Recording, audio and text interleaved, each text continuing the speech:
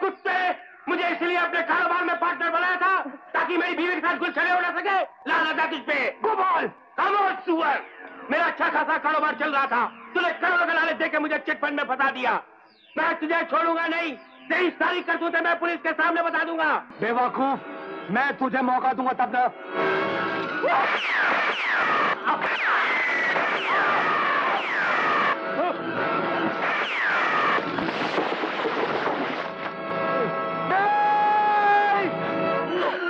तुम नहीं मर सकते, तुम नहीं मर सकते।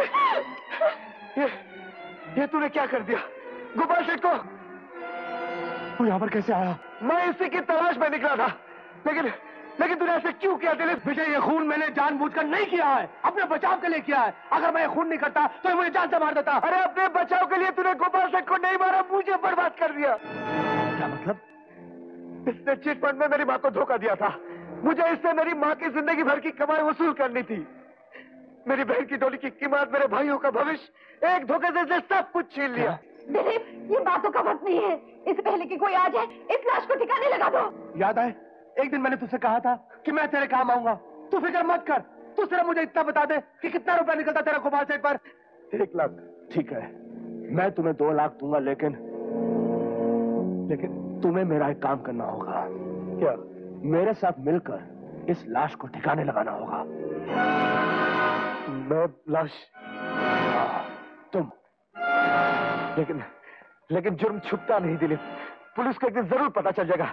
वैसे भी पुलिस उसकी तलाश में है, तब क्या होगा? अव्वल तो ऐसा कुछ नहीं होगा, और अगर ऐसा कुछ हुआ तो तुम्हें इस खून का इल्जाम अपने सर पे लेना होगा। मैं बेटे, मैं तुम्हें और तुम्हारे घर को बर्बाद होने से बचाऊंगा, और तुम मुझे जेल जाने से बचाओगे। सोचने का वक्त नहीं है विजय। विजय, मैं तुम्हारी बहन की डोली उठाऊंगा, तुम्हारे भाइयों का भविष्य में बनाऊंगा, और तुम सिर्फ इस खून के इल्जाम को अपने सर पे लोगे। ये सौदा महंगा नहीं है विजय। बोलो हाँ, तुम्हें मंजूर है? बोलो हाँ, तुम्हें मंजूर है? बोलो हाँ, तुम्हें मंजूर है विजय? बोलो हाँ। हाँ, मुझे मंजूर है, मुझे मंजूर है।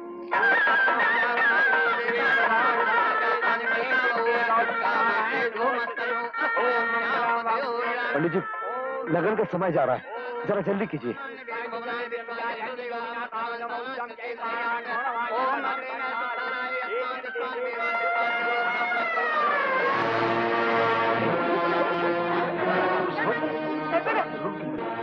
इंस्पेक्टर साहब, यही है वो हत्यारा। गिरफ्तार कर लीजिए इसे। इसने मेरे पति का खून किया है। मिस्टर विजय, हम तुम्हें गोपाल सेठ के कत्ल के इल्जाम में गिरफ्तार करने आए। ये आप क्या कह रहे हैं इंस्पेक्टर साहब? मैं ठीक कह रहा हूँ। ये सब गलत है। कह दो विजय कि ये सब गलत है। हाँ विजय, कह दो इन लोगों से कि तुम खूनी नहीं हो, तुम बेकसूर हो, बेगुनाह हो। कह दो विजय। नहीं बोलो विजय, नहीं है। नहीं माँ, ये सच है। इन हाथों को खून में रंगे बगैर इस घर में शहनैया नहीं बच सकती थी। मेरे भाइयों के भविष्य की इमारत कभी खड़ी नहीं हो सकती थी। ये प्यार का मंदिर बिकने से नहीं बच सकता था मां। इसलिए मैंने गोपाल सेठ का खून किया है। मैंने खून किया है। मैं कातिल हूं, मैं खूनी हूं इंस्पेक्टर। तो तूने अपनी बहन और भाइयों के लिए अपनी जिंदगी जला डाली? मां, इस संसार में कुछ लोग दिए की तरह पैदा होते हैं, जो खुद जलते हैं लेकिन दूसरों को रोशनी देते हैं। नहीं भैया, मेरा घर बसाने के लिए तुमने खुद को उजाड़ लिया। मुझे अगर पहले पता होता तो मैं शादी के लिए कभी तैयार नहीं होती भैया। रो मत बहन, बड़ा बदनसीब होता है वो भाई जो बहन को दुल्हन का लिबास पहनाकर विदा ना कर सके। रवि, हम हमारी बहन तुम्हें सौंप कर जा रहे हैं, इसका ख्याल रखना। हाँ विजय भैया। माँ, तू अपने इस बेटे को पुलिस डिपार्टमेंट में देखना चाहती थी ना? देख, आज तेरा बेटा पुलिस डिपार्टमेंट में ही जा रहा है। भैया, भैया,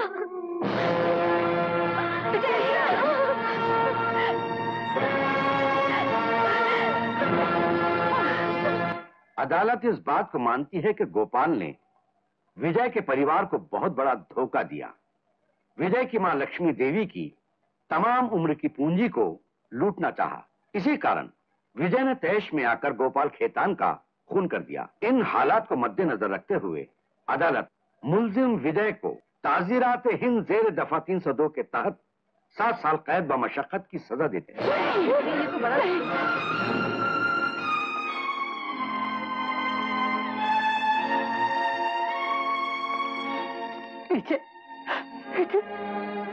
चलिए चलिए।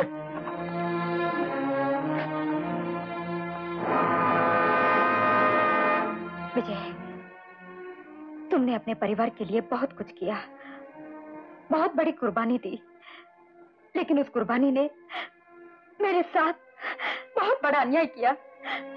ऐसा क्यों किया विजय? बोलो, ऐसा क्यों किया? इंसान तो तकदीर के धागों में बंधा हुआ एक छोटा सा खिलौना है। पुराने जख्मों का निशान और पुराने दोस्तों को आहिस्ता आहिस्ता दिल से मिटाई देता है। तुम भी मेरी याद को मिटा देना, भूल जाना मुझे, और अच्छा जीवन साथी तलाश करके अपना घर बसा लेना। बोलो, क्या तकलीफ है तुमको? सुबह खांसता हूँ, शाम खांसता हूँ, रात भर नींद नहीं आती। ये तो मामूली बीमारी है। खांसने के साथ बलगम भी आता होगा, सीधे तरफ के फेफड़े में दर्द भी होता होगा। फेफड़ा नहीं है मतलब जिंदगी का स्कूटर एक ही टायर पे चल रहा है। Very good. नींद में बुरे बुरे सपने भी आते होंगे। इतना पसीना आता होगा कि बिस्तर, चादर, तकिया सब भीग जाता होगा। नहीं बन जाता है। शाबाश, फिर तो घबराने की क्या बात है। जाओ। मेरी बीमारी खतरनाक नहीं है ना? नहीं जी नहीं, खतरनाक तो वो बीमारी होती है जिसका इलाज होता है।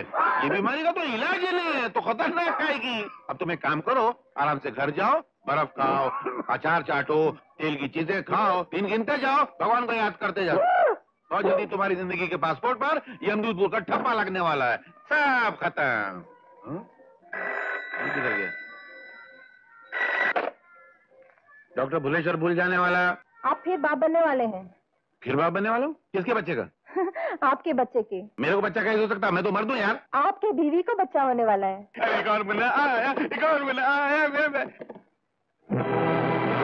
तुम्हारे हाथ में संतान नहीं लिखी? नहीं डॉक्टर, तुम्हारे हाथ की पुस्तक में यही लिखा है। तुम उस बदमाश ज्योतिषी की बात पर विश्वास करके मुझ जैसी सती सावित्री पत्नी पर शक कर रहे हो? बिल्कुल। अब तो मुझे अपने बाप पे भी भरोसा नहीं रहा। मैं जाकर उसका हाथ देखूंगा और देखूंगा कि उसके हाथ में संतान की रेखा है कि नहीं। और अगर नहीं हुई तो मैं पूछूंगा मेरा बाप कौन था। नहीं, मैं क्या बोल रहा था? मैं इसका बाप कौन है? तुम हो। उस ज्योतिषी ने बकवास किया और तुमने मान लिया। दूसरे दिन उस ज्योतिषी को मैंने झाड़ू से इतना मारा कि उसका मुंह सूज गया। तो कहने लगा कि मैंने तो तुम्हारे पति से बदला लेने के लिए झूठ बोला था। मुझसे बदला लेने के लिए? जी हाँ। क्यों? इसलिए कि तुम्हारी दवाई से उसे कोई फायदा नहीं हो रहा था। ऐसा क्या? पर तुम हो कि मुझ पे शक करते हो। नहीं। अब मुझे विश्वास हो गया है कि इस सीट में मेरा ही मोती है। अरे बच्चों को है ना? तू मेरी प्यारी प्यारी पत्नी है, तू मेरी पतिव्रता है, मैं तेरा पत्नी वर्ता हूँ। चलो मैं तुमसे बात नहीं करती। देख, मैं तेरे लिए साड़ी लेकर आया हूँ। साड़ी? हाँ, बताओ। बनारसी साड़ी लेकर आया हूँ। नई डिजाइन की साड़ी निकली है। ये तो रोटी है। हैं? रोटी तो मैंने खा लिया था। खा गए थे? क्या तुम रोटी के बदले साड़ी खा गए? हे भगवान, मेरा क्या होगा? ये मेरे साथ रोज रोज ऐसा क्यों होता है? ये साड़ी हजम होती कि नहीं होती यार? तुम जानो। माँ, राधा, विजय, कैसे हैं सब लोग? बस बेटे, घड़ी के कांटों के सहारे अपना वक्त काट रहे हैं। अरे हाँ, एक खुशखबरी सुनाना तो भूल ही गई।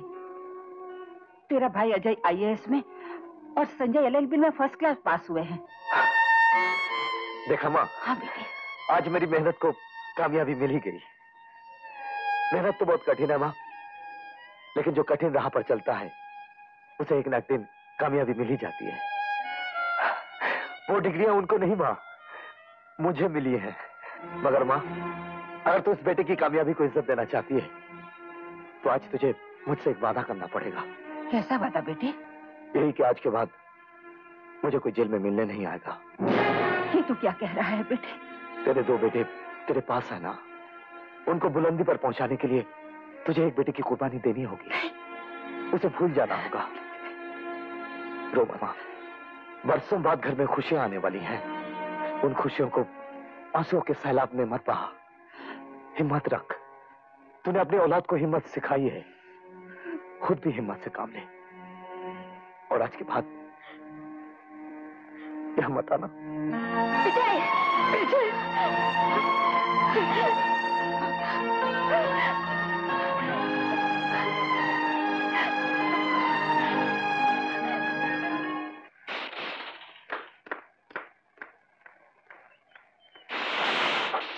मैं अंदर आ सकता हूँ? नहीं, इस वक्त घर पर कोई नहीं है। जब भैया आ जाए तब आ जाना। मुझे भैया से नहीं, तुमसे काम है। फरमाइए। दरवाजे पे खड़े होकर दिल की बात कहने के लिए मेरे होंठ हिलेंगे नहीं। अंदर आ जाने दो।